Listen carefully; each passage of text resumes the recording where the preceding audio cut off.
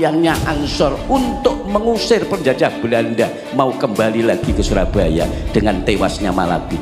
Itu kumpulnya di pondok kami, di pondok pesantren Al Ihsan Jampes Kediri.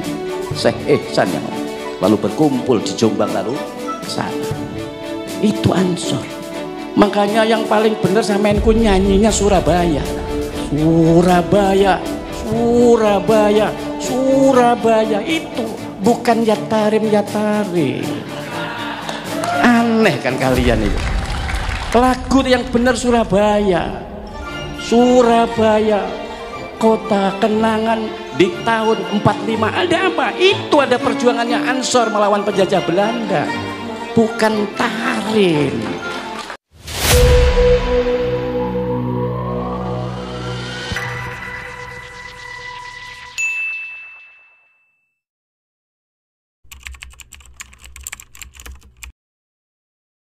Al-Fadhil Khadiratal Muhtaramin, para alim, para ulama, para ustadz-ustadzah, nahdiyin nahdiyat yang dimuliakan Allah Subhanahu wa ta'ala.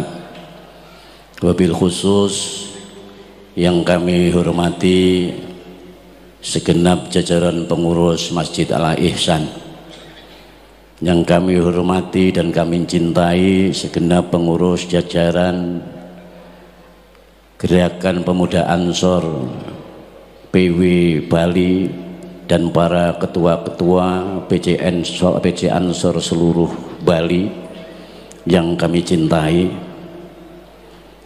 yang kami muliakan Ketua Tanfidiyah NU Provinsi Bali Haji Abdul Aziz, Ketua PWNU PJ Denpasar Haji Suryadi, dan tak lupa pula Muslimat, Ketua Muslimat Ibu Haji Suryadi, dan juga Muslimat NU itu Bumbu Hajah Mas Nuning, dan juga seluruh hadirin hadirat yang dimuliakan Allah Subhanahu wa ta'ala. Wabil khusus Sohibul Hajat ketuanya Haji Tommy Kurniawan yang kami cintai, seluruh hadirin yang benar Allah Subhanahu wa ta'ala. Pertama kita memuji syukur kepada Allah Subhanahu wa ta'ala pada malam hari ini kita bisa berkumpul dalam rangka ikhtifal bil maulidis syarif, maulid baginda Nabi Muhammad sallallahu alaihi wasallam yang diadakan oleh Gerakan Pemuda Ansor pada malam hari ini. Mudah-mudahan membawa berkah syafaat kita semuanya besok di hari kiamat. Saya ini kalau melihat Ansor itu adalah sebuah organisasi. Kalau zaman saya masih kecil dulu, ya usia-usia tahun 70-an, 71 itu sudah ada NU menjadi ikut pemilu sebagai partai, dan Ansor itu sebagai underbo daripada NU. Satu-satunya organisasi yang disebut di dalam Al-Quran itu hanya Ansor. Induknya NU, Muhammadiyah, Persis, yang lain-lain itu yang ngaku-ngaku dekat sama Nabi itu tidak disebut di dalam Al-Quran. Ansor itu disebut di Al-Quran, disebut di dalam surat Ali Imran 52 dan surat As-Saff ayat 14. Qolal khawariyun nahnu ansarullah amanna billah washhad bi anna muslimun. Disebut dua kali dalam surat Ali Imran dan As-Saff. Coba sampean cari, NU enggak disebut, Muhammadiyah enggak disebut di Al-Quran, tapi Ansor disebut oleh Allah dalam Al-Quran. Qala berkata siapa? Al-Khawariyun, pengikut-pengikutnya Nabi Isa mengatakan nahnu ansarullah, nahnu hadapan kami iku ansarullah, penolong daripada agama Allah. Amanna beriman kami Allah kepada Allah, amanna billah, beriman kami billahi kepada Allah, washhad panjenengan nakseni Gusti bi anna dengan sesungguhnya kami iku muslimun adalah orang-orang Islam, orang-orang yang patuh, orang-orang yang tunduk kepada Allah Subhanahu wa taala. Itu bukti Ansor ada di dalam Al-Qur'an. Allahumma sholli ala Muhammad. Dulu ya mulai tahun 2000 di Bali itu, kalau mau ada yang namanya ihtifal maulid, saya itu sibuk sekali golek-golek dalil sing kena diki maulid untuk menghadapi kaum Wahabi yang mereka tidak suka dengan maulid. Rupa-rupanya akhir-akhir ini mulai sepi, mereka tidak mengolok-olok mau maulid. Ya karena memang mereka nggak punya dalil yang ada. Kita mau banyak dalil, tadi sudah disebut sama qori'nya, qul bi fadlillahi wa bi rahmatihi fabidzalika falyafrahu huwa khairum mimma yajma'un. Qul, katakan Muhammad, bi fadlillahi dengan keutamaan Allah, wa bi rahmatihi dan dengan rahmat Allah, fabidzalika maka dengan demikian adanya fadl dan adanya rahmat dikatakan oleh Allah falyafrahu, mongko becik bunga-bunga sapa sira, maka bergembiralah kamu sekalian, senang-senanglah dengan fadl dan rahmatnya Allah. Ini dalilnya maulid, dalil maulid. Huwa khairum mimma yasma'un, itu semua lebih baik dibanding daripada apa-apa yang kalian kumpulkan. Sehingga supaya kita tahu dalil sokeh maulid itu yang mana. Nabi katanya tidak pernah. Nabi pernah. Justru yang mengadakan maulid pertama itu adalah Nabi. Tapi model ikhtifalnya Nabi itu dengan cara berpuasa di hari Senin. Itu dalilnya.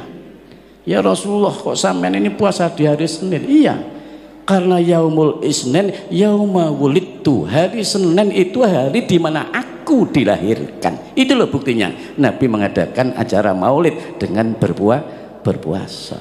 Allahumma sholli ala Muhammad. Sehingga ini semua yang menjadikan kita ini ikhtifal bilaudin Nabi adalah merupakan sebuah ungkapan gembira. Lu jenenge wong seneng, ada yang jingkrak-jingkrak, ada yang macam-macam, namanya orang seneng. Wong seneng kok dadak niru Nabi, kita ya seneng. Wong kami juga setiap Senin juga puasa. Istri saya itu ya kalau puasa juga, kami itu sekeluarga kalau hari Senin puasa, Kamis puasa. Karena apa? Ya tadi itu, karena Nabi mengatakan hari Senin itu adalah hari aku dilahirkan. Kalau hari Kamis itu adalah di mana hari buku amalan catatan kalian dipelaporkan oleh malaikat juru catat Raqib dan Yatid kepada Allah Subhanahu wa taala. Saat kamu itu dilaporkan buku amalan catatanmu, kamu dalam keadaan puasa. Jangan sampai kamu itu dicatat catatanmu itu dilaporkan Allah, kamu dalam keadaan mampir di jalan Danau Tempe. Ya ruwet. Dalam keadaan puasa kamu itu dilaporkan. Allahumma sholli ala Muhammad. Tapi hal yang memprihatinkan saya ini sebenarnya ini tadi mau berangkat mau enggak, karena ada kabar katanya ceramah saya itu dicekal. Lawang toha ceramah kok dicekal itu. Karena apa? Ya karena saya menyangkut keprihatinan ini harus disampaikan. Umat Islam ini harus diedukasi, dididik dengan benar. Eksistensi Islam ini, Al-Quran disampaikan dengan benar, hadis disampaikan benar dengan sesuai dengan kitab yang ada. Katanya kita ini mau meniru mentauladi Nabi Muhammad SAW. Sampaikan apa yang ada di Al-Quran, sampaikan apa ada yang di hadis, sampaikan makalah-makalah ulama yang menerangkan Quran dan hadis, bukan menyampaikan tentang hal-hal yang berhubungan dengan nenek moyang kalian yang berbau halusinasi dan khurafat itu. Allahumma sholli ala Muhammad. Kalau yang disampaikan itu umat jadi bodoh, kalian direndahkan tapi tidak merasa. Kalian itu mutakharrijin, alumni pondok pesantren, yang minimal Anda itu ya Sabrawi ya khatam, naik ya Iqlal khatam, naik kemudian ya Awamil khatam, Imriti khatam, Alfiyah khatam. Semua ilmu yang ada pada Imam Sibawayh ya kok pelajari. Mestinya Anda ingat dengan guru-guru kalian dan kiai kalian. Kok bisa Anda berubah, berbalik Anda menjadi penggemarnya pelat G, kan ya aneh ya. Allahumma sholli ala Muhammad. Ini yang membuat saya itu prihatin. Keprihatinan ini. Saya sebut pelat G, letter lek engkau dicekal katanya. Kami ini tidak menebarkan kebencian, tidak. Kami itu harus mengedukasi umat. Ingat ya, NU dan Ansor ini adalah khadimul ummah. Apa Pak? Khadimul ummah, pelayan umat. Lah kalau pelayan umat, layanono umat ini sesuai kepentingannya umat. Umat gak butuh kok apa-apa. Seandainya kalau dulu jangan disampaikan Imam Malik, Imam Syekh Abdul Hasan Ali bin Abdillah bin Abdil Jabbar Asyadili, nek ngaji semua ini pulang itu disangoni semua. Lagi lamun toha sugih tak sangoni sampean. Lah karena saya gak sugih ya gak bisa saya nyangoni sampean. Kalau dulu Imam Malik, Imam Abdul Hasan Ali bin Abdil Jabbar Asyadili, semua rokyahnya nek ngaji disangoni pulangnya karena kaya. Paham ya? Allahumma sholli ala Muhammad. Hadirin yang dimuliakan Allah Subhanahu wa taala, saya sepakat dengan Kultuwatan Fit tadi sebagai khadimul ummah. NU ini karena ya harus melayani umat sebagai khadimul ummah. Dan satu-satunya organisasi, saya sampaikan lagi, yang betul-betul mengawal kedaulatan bangsa dan negara itu hanya NU. Dan NU yang diandalkan adalah underbone-nya yaitu Ansor. Allahumma sholli ala Muhammad. Sampeyan saya ceritakan. Makanya saya kalau ada Ansor, saya teringat peristiwa di daerah saya di Banyuwangi. Bagaimana Ansor ditipu, dibantai di daerah Celuring di Semedok itu. Sampai sekarang sampean ke sana. Saya masih kecil itu. Itu terjadi betul. Bapak saya ini berapa kali oleh partai terlarang itu. Kalau saya sampaikan ruwet lagi siapa pemimpinnya. Ini. Jadi ini yang membuat kami prihatin. Jangan dikira sekarang ini kita ini ya tetap harus solid. Saya pesan NU ini harus menjaga soliditas dan loyalitas. Solid dalam ittihad kebersatuan. Loyalitas terhadap NU. Namanya saja Nahdlatul Ulama, bangkitnya para ahli ilmu. Makanya dalam pemukadimah saya tadi mengatakan Allah itu memerintahkan kita untuk nahdoh, bangkit dalam arti melawan kedurjanaan. Makanya baginda Nabi diutus ini yukhrijuhum minad dzulumati ilan nur, untuk mengeluarkan umat ini dari kegelapan kebenaran. Yukhrijuhum minal bid'ati ila sunnah, supaya keluar mereka ini dari hal-hal yang bid'ah yang di situ tidak direkomendasi oleh ulama, ila sunnah, terhadap sunnahnya baginda Nabi Muhammad sallallahu alaihi wasallam. Allahumma sholli ala Muhammad. Lalu saya kalau Ansor itu mengingatkan bagaimana baginda Nabi mencontohkan hubungan antara kaum muhajirin, kaum pendatang dengan kaum Ansor. Dalam piagam Madinah, baginda Nabi menyatakan al muhajirina min Quraisy wal ansori min Yathrib wan nasara wal yahud innahum kanu ummatan wahidah. Al muhajirina, orang-orang yang pindah, kaum pendatang, min Quraisy, dari Quraisy, wal ansori, daun kaum Ansor itu min Yathrib, dari Yathrib Madinah, dulu namanya Yathrib Pak, sekarang Madinah. Wan nasara, dan kaum Nasrani, wal yahud, dan kaum Yahudi, innahum, sesungguhnya mereka, kanu ono sapa kabeh iku mau iku ummatan, umat wahidah, yang satu. Allahumma sholli ala Muhammad. Kalau itu saja Nabi bisa mengittihadkan, menyatukan satu, kenapa kita tidak bisa? Makanya saya tadi berbicara, NU harus solid, NU harus jelas. Karena banyak sekali mereka itu yang nyusup di NU. Apakah ini nanti, saya nggak tahu ke depannya ini.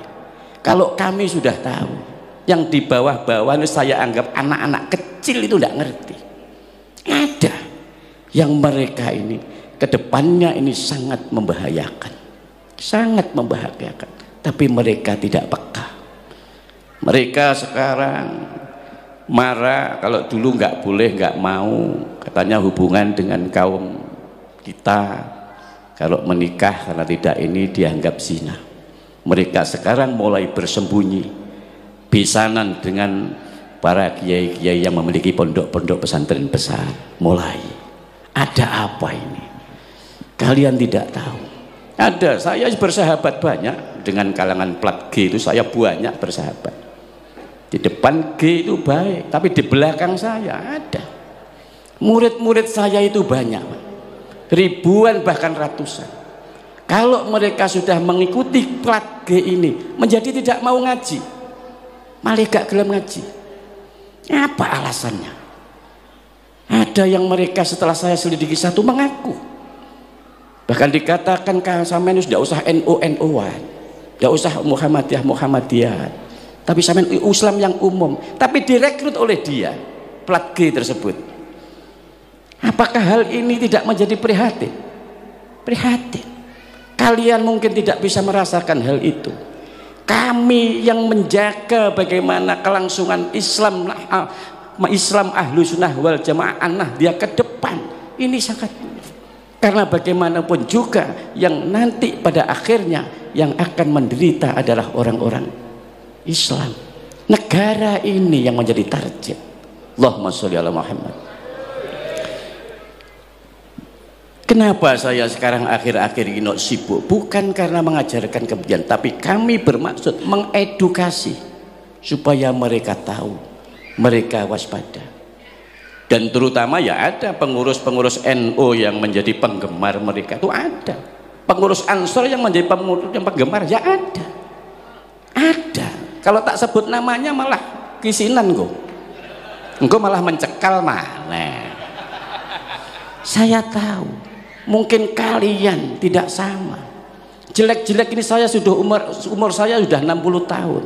Saya jauh lebih pengalaman kalau dibanding kalian yang baru umur berapa tahun? Baru umur 40. Kamu 40 baru merasakan gini berapa kali? Saya dari 60 tahun ya. Jadi saya tahu betul bagaimana ini dan bagaimana dulu keberadaan ini. Saya tadi katakan Ansor itu adalah andalan underbone NU. Kita tahu. Saya kalau ingat Ansor, saya ingat peristiwa Surabaya 10 November. Karena latihannya Ansor untuk mengusir penjajah Belanda mau kembali lagi ke Surabaya dengan tewasnya Malabi. Itu kumpulnya di pondok kami, di pondok pesantren Al-Ihsan Jambes Kediri. Syekh Ihsan yang mana. Lalu berkumpul di Jombang lalu ke sana. Itu Ansor. Makanya yang paling benar samenku nyanyinya Surabaya. Surabaya Surabaya, Surabaya itu bukan Yatarim. Aneh kan kalian itu.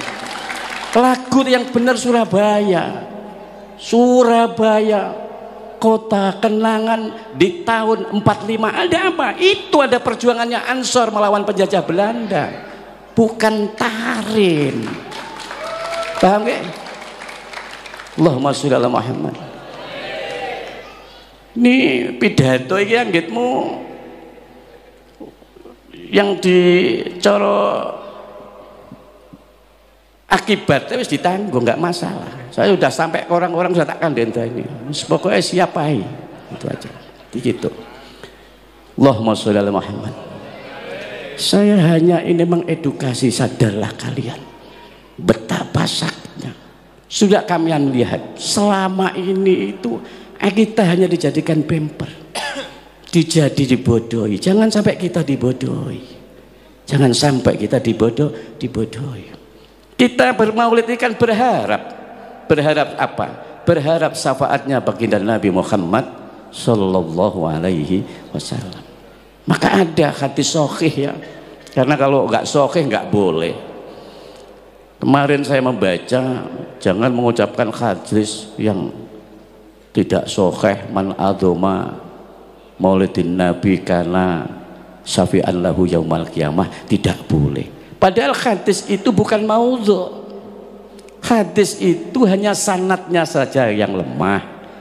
Tapi kalau hadis itu sanadnya lemah, untuk fadhailul amal boleh diamalkan. Hadis yang lemah, yang sanadnya dhaif, itu kalau perkara-perkara syariat itu tidak boleh diamalkan. Kalau mau yang sahih mengenai syafaat, oke, tak berikan. Abu Hurairah radhiyallahu anhu berkata kepada Rasulullah, "Qultu ya Rasulullah, qultu matur ingsun ya Rasulullah, duh Gusti Rasulullah. Ya Rasulullah, ayu utawi pundi iku as'adun nas bi syafaatika yaumal qiyamah." Ya Rasulullah, mana, siapa orang yang as'adun nas, yang lebih bejo-bejone manungsa, lebih beruntung-untungnya manusia, bi syafaatika dengan syafaatmu ya Rasulullah yaumal qiyamati, di hari kiamat. Faqala Rasulullah sallallahu alaihi wasallam, kemudian Rasulullah menjawab, as'adun nas, beruntung-untungnya manusia bi syafaati, dengan syafaatku yaumal qiyamati, di hari kiamat besok, iku adalah man, orang Allah yang mengucapkan la ilaha illallah, mengucap la ilaha illallah mukhlishon min qalbihi, ikhlas dari hatinya. Allahumma sholli ala Muhammad. Itu syafaat, dijamin oleh syafaat Nabi. Karena yang berhak mendapatkan syafaat, satu-satunya makhluk yang ditemplei wewenang syafaat itu hanya Kanjeng Nabi Muhammad SAW. Lainnya Kanjeng Nabi itu ndak.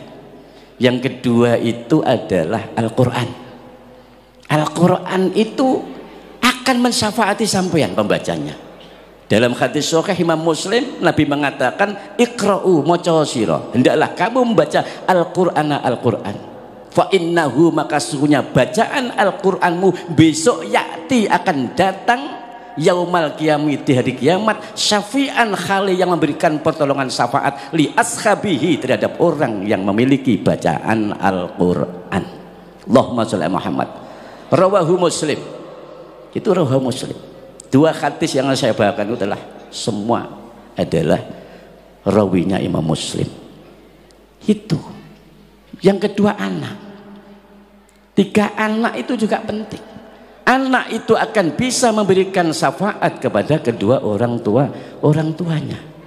Kalau orang tua tadi itu disyaratkan, ya bakal sebenarnya nggak disyaratkan, anak-anak yang bisa memberikan pertolongan syafaat kepada orang tua jika anak tersebut sudah tertebus bebas dari ketergadiannya. Karena al-ghulamu murtahinun, anak itu tergadai dengan akikahnya. Tutbahu anhu, disembelihkan anhu, dari akikahnya anak. Kapan itu? Yaumus syabi', hari yang ketujuh dari dilahirkan. Wa yukhlaqu ra'sahu, kemudian dicukur rambutnya. Wa yusamma, dan diberikan nama. Kalau sudah itu dilaksanakan, maka bebas anak tersebut. Kalau anak itu bebas, maka anak itu akan bisa memberikan syafaat kepada kedua orang tuanya. Kalau enggak, dalam kitab Al-Iqna yang aja ada hanya NU, karena kalau di luar NU enggak gelem maca kitab iku. Karena di dalam itu ada dawuh, idza lam yu'aqqa anhu lam yusyaffa li walidayhi yaumal qiyamah. Idza lam yu'aqqa, ketika anak itu belum diakikoi, belum ditebus, maka anak tersebut lam yusyaffa, tidak akan bisa memberikan pertolongan, tidak akan bisa memberikan syafaat li walidayhi, kepada kedua orang tuanya, yaumal qiyamati, di hari kiamat. Allahumma sholli ala Muhammad. Itu artinya seperti ini. 3 syafaat itu yang penting. Hadirin yang dimuliakan Allah Subhanahu wa ta'ala. Jadi hal-hal yang setidak-tidaknya kita ini mengadakan maulid seperti ini, yang hendaknya kita dengarkan, yang hendaknya kita asumsikan, hendaknya sebagai kontribusi buat kita, itu langkah-langkah Nabi yang paling penting. Langkah-langkah Nabi, bagaimana kesabarannya menghadapi situasi. Nabi tidak pernah mengatakan, mencaci atau memaki. Luar biasa Nabi itu. Kalian tahu sendiri bagaimana Nabi sebagai pendatang, orang yang hijrah, tidak kerasa di Makkah. Memang sama Allah disuruh hijrah. Awalnya hijrah ke Taif. Jadi Taif di sana dimusuhi. Bahkan saat sholat ditimpakan di kepala leher Nabi itu duri-duri, sampai malaikat Jibril dengan ibanya yang marah tuh, sampai malaikat, ya Muhammad, perlukah aku angkat gunung Uhud ini lalu aku timpakan kepada penduduk Taif? Apa jawab Nabi? La ya akhina Jibril, tidak wahai saudaraku Jibril, innahum, sesungguhnya mereka ikulah ya'lamun, tidak mengerti. Inni lam ub'atsu la'anan wala adzaban walakin ub'atsu rahmatan lil alamin. Inni, sesungguhnya aku, lam ub'atsu, aku tidak diutus untuk la'anan, melaknat, wala adzaban, dan aku juga tidak diutus untuk mengazab, walakin, dan tetapi, ub'atsu, aku diutus rahmatan, memberikan kasih sayang, lil alamin, terhadap alam semesta, seluruh alam semesta ini. Apa yang terjadi? Yang kita ini itu tidak ada di situ caci maki, marah-marah. Baginda Nabi Muhammad Shallallahu Alaihi Wasallam itu seperti itu karakternya, yang memang tiada lain. Dan baginda Nabi sendiri itu adalah merupakan orang yang paling dicintai Allah, dan Nabi itu adalah orang yang paling mulia di alam semesta ini. Hadirin yang dimuliakan Allah Subhanahu wa ta'ala, pernah baginda Nabi itu mengajarkan kepada kita, generasi-generasi yang paling penting, didiklah anakmu dengan 3 perkara. Jadi kadang Nabi, didiklah anakmu 3 perkara. Apa itu 3 perkara? Yang pertama, didiklah anakmu dengan hubbi nabiyikum, cinta kepada Nabi kamu sekalian. Jadi dawuhnya itu adibu auladakum bisalasi khisolin, didiklah anak-anakmu itu dengan 3 perkara. Yang pertama, didiklah anakmu itu hubbi nabiyikum, cinta kepada Nabi kamu sekalian, cinta kepada baginda Nabi Muhammad Sallallahu Alaihi Wasallam. Dengan gimana caranya? Mencintai Nabi itu adalah fi'lu awamirihi wajtinabu nawahi, dengan menjalankan apa-apa yang diperintah Allah dan menjauhi apa-apa yang telah dilarang oleh Allah.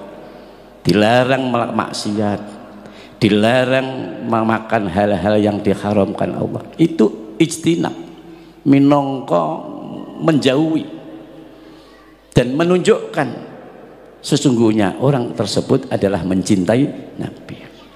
Yang kedua, hubbi ahli baiti. Nah, ini yang sering saya sampaikan, yang harus dipahami, mengedukasi umat Islam supaya enggak salah paham. Hubbi ahli baiti, mencintai ahli bait. Ahli bait itu keluarga Nabi. Dalam hadis Bukhari ditanyakan, waman ahli baiti ya Rasulullah, siapa ahli bait itu ya Rasulullah? Rasulullah menjawab, Aliyun wa Fatimatu wa ibnahuma. Aliyun adalah Sayyidina Ali, wa Fatimatu dan Fatimah, wa ibnahuma dan kedua anak-anaknya. Siapa? Sayyidina Hasan dan Husain. Itulah ahlul bait yang harus Anda didikkan kepada anak-anak kalian supaya dicintai. Karena ahlul bait itu dawuhnya Al-Qur'an, innama yuridullahu liyudhiba ankumur rijza ahlal baiti wa yutahhirakum tathira. Disucikan dari hal-hal bayane minal khisdi, dari kasut, wal usbi dan ujub, wat takabburi dan takabur, disucikan dari itu semua. Ya 5 orang itu ahli bait itu siapa? Nabi Shallallahu Alaihi Wasallam sendiri, Sayyidina Ali, Fatimah Az-Zahra, wabnahuma Sayyidina Hasan dan Sayyidina Husain. Bagaimana kalau sampean bertanya lalu, bagaimana itu? Seperti Sayyid Ali bin Zainal Abidin, seperti Sayyid Ja'far Shadiq, Sayyid Al-Baqir, Sayyid Ahmad bin Isa. Itu semua adalah dzurriyyah Nabi, keturunan Nabi, bukan ahlul bait yang seperti Nabi dan 5 orang itu yang disucikan dari takabur, dari sifat-sifat yang tercela itu. Kalau yang disucikan Allah dari sifat-sifat yang tercela, ya cuma 5 orang itu. Itulah yang disebut ahlu bait. Tidak bisa Anda mengaku-ngaku saya ahli bait, saya ahli bait, nggak bisa. Ahli bait itu harus dijelaskan dengan sungguhnya bahwa yang disebut ahlu bait itu menurut hadis yang sahih di hadis Bukhari yaitu Aliyun wa Fatimatu wa ibnahuma, Sayyidina Ali, Fatimah dan 2 anaknya. Allahumma sholli ala Muhammad. Dan ini harus dipahami, tidak usah sakit hati. Kalau Anda memang tidak pernah tahu, nenggonku tak buka nih kitab. Gitu. Memang begitu, tidak bisa dibuat-buat. Supaya kita tahu, karena banyak mutakharrijin, mutakharrijin itu maksud saya adalah orang-orang para alumni pondok lalai dengan pondoknya. Ya seperti tadi, berubah, bahkan kadang wis gak sowan ning ngene kiai ini mana. Walaupun dia di sini, dia karena tadi itu tertipu dengan plat G tadi itu. Allahumma sholli ala Muhammad. Hadirin yang dimuliakan Allah Subhanahu wa taala, ada hal yang lebih penting lagi. Baginda Nabi Muhammad sallallahu alaihi wasallam nate ditakoni, "Ya Rasulullah, ayyul a'malil afdal?" Ayu pundi al a'malu pinten-pinten amal al afdal ingkang langkung utama. Amal yang paling utama itu apa ya Rasulullah? Faqala Rasulullah sallallahu alaihi wasallam, kemudian Rasulullah menjawab, "Shallu ala waqtiha."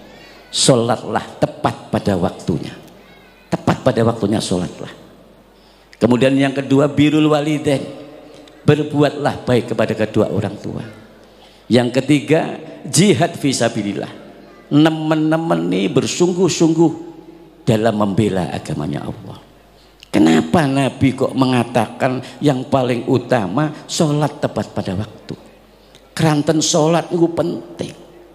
Yang membuat Anda bisa berhubungan langsung dengan Allah itu ya sholat.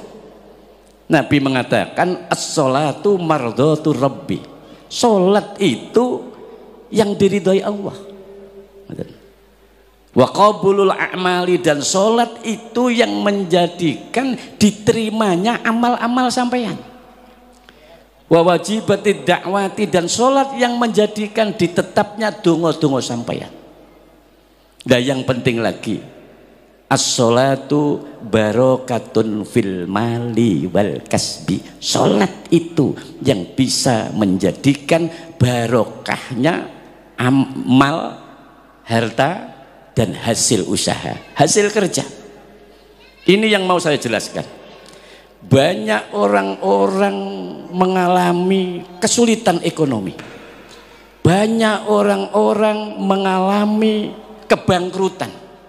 Banyak orang mengalami kekurangan dalam hidupnya, tapi tidak tahu konsep dan rahasianya. Pertanyaannya, bagaimana sholatmu? Karena orang itu kalau tahawun itu ngenteng nih karena sholatnya, maka akan berdampak yadurru, akan membawa kemelaratan ilaihi, kepada orang tersebut. Apanya yang melarat? Fi malihi, dalam hal hartanya. Tapi kalau kepengen ekonomi yang membaik, prihatin, masa tawang NU itu merantau di Bali mulai dari tahun 80 sampai sekarang kok tetap hidup di kos-kosan saja. Loh, iku mbok ya muhasabah. Muhasabah. Seperti tadi itu, sholatmu piye? Kaifa sholatukum? Bagaimana itu sholatmu? Lu kadang sholat, kadang ora, kadang sholat, kadang ora, kadang malah belas. Seolah-olah begitu. Padahal rahasianya, kalau pengen ekonomi lancar, sholat toh.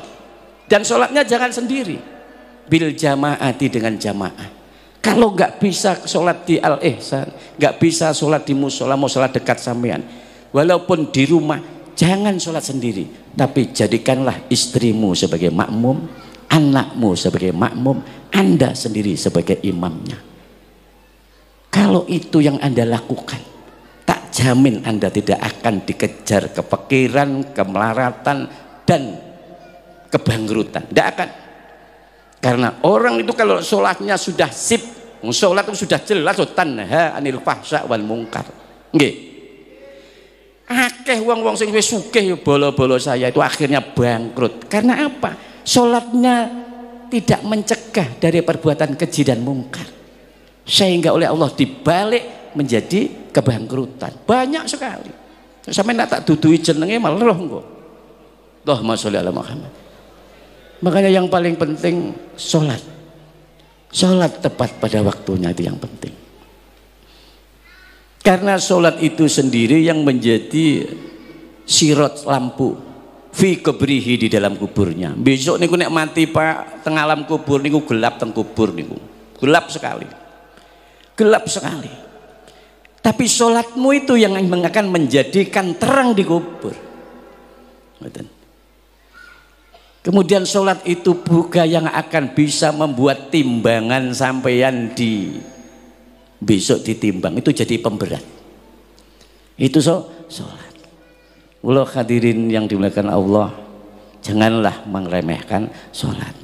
Karena waman lam yukhaffit alaiha, barang siapa orang yang tidak menjaga sholatnya, kata Nabi, lam takun lahu, tidak ada baginya napa? Nuron, cahaya, wa burhanan, dan juga tidak akan mendapatkan petunjuk, wa najatan, dan tidak akan selamat yaumal kiamat, di hari kiamat. Tapi kalau orang selalu menjaga sholatnya, maka orang tersebut akan mendapatkan nur, cahaya, wa burhanan, dan akan mendapatkan petunjuk, wa najatan, dan akan selamat yaumal kiamat, di hari kiamat. Allahumma sholli ala Muhammad. Bisa dilanjut? Bentar ya.